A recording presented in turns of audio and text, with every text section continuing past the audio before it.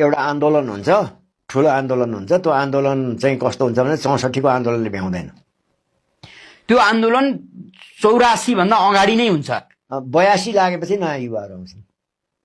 अहिले 81 साल छ, 82 लागेपछि तपाईँको नयाँ युवाले भनेको मुलुक मध्यावधिमा जान्छ क्या हो। यो संविधानै रहँदैन, सिद्धिहाल्यो। यो संविधान च्यात्र फाल्दिन्छ, युवा आएर संविधान च्यात्दिन्छ। मुलुकको प्रधानमन्त्री बालेन्द्र शाह, बालेन्द्र शाह एक्लैलाई मात्रै त नहेरौँ होइन, तर बालेन्द्र शाहका ग्रहहरू धेरै राम्रा छन्, राजयोग कारक छ।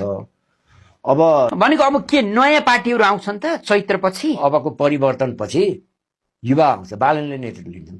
बालेनको कुण्डली म कहाँ आएको छ हेर्नु हेरे, मैले बालेनजीको कुण्डली हालेँ, बालेन्द्र शाह हो उहाँको नाम।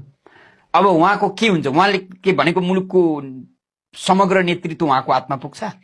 जस्तो पुराना नेताहरूको अब सक्यो होइन, मैले सकियो भने नि तपाईँलाई, सकियो नै।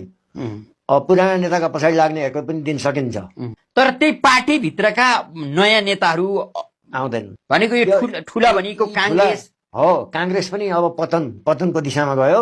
एमाले भित्र पनि नयाँ राम्रा मान्छेहरू छन् भने फिल्टर गरेर ल्याउँछ होइन। माओवादीको भविष्य अब तपाईँको तिनीहरूभित्र राम्रा मान्छे छन् भने तिनीहरू फिल्टर भएर आउँछ होइन भने पार्टी चाहिँ पार्टीको समग्र पैसा नखानेको होला।